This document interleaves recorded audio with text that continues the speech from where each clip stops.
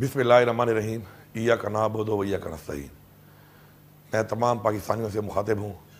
کل انشاءاللہ جمعے کے دن جمعے کی نماز کے بعد پورے پاکستان میں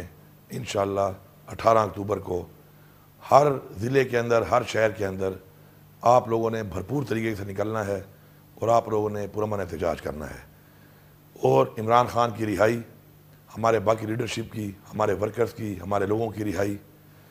اور عمران خان صاحب کے ساتھ جو ایک رویہ اختیار کیا ہوا ہے کہ ملاقات تک نہیں چھوڑی جا رہی،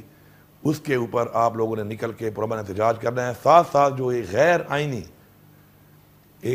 آئینی ایک ترمیم کی جا رہی ہے، اس کے خلاف آپ نے آواز اٹھانی ہے، کیونکہ آج یہ وقت ہے کہ اگر ہم لوگوں نے اپنے ملک کے لیے، اپنی آنے والی نسل کے لیے آواز نہ اٹھائی تو شاید جن حالات سے ہم گزرے یا جن حالات سے ہم گزر رہے ہیں، ہماری نسلیں اس سے بھی بدتر حالات سے گزریں گی۔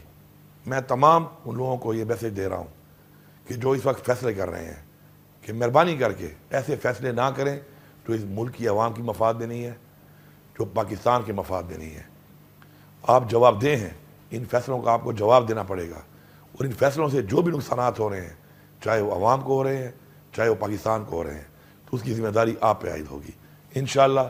ہم حق کے ساتھ، سچ کے ساتھ، اپنی حقیقی آزادی کے ساتھ، اپنے آئین کے تحفظ کے لیے انشاءاللہ ہم کھڑے تھے، ہم کھڑے ہیں، اور انشاءاللہ ہم کھڑے رہیں گے۔ میں آپ سب کو ایک دفعہ پھر بھرپور طریقے سے پورے پاکستان کے اندر ہر شہر میں پرامن طریقے سے نکل کے اس احتجاج کے لیے پرزور اپیل کر رہا ہوں، اور مجھے پورا یقین ہے انشاءاللہ کہ آپ نے بھرپور طریقے سے پاکستان اور پوری دنیا کو یہ پیغام دینا ہے کہ آپ ایک زندہ قوم ہیں، آپ آزاد ہیں انشاءاللہ،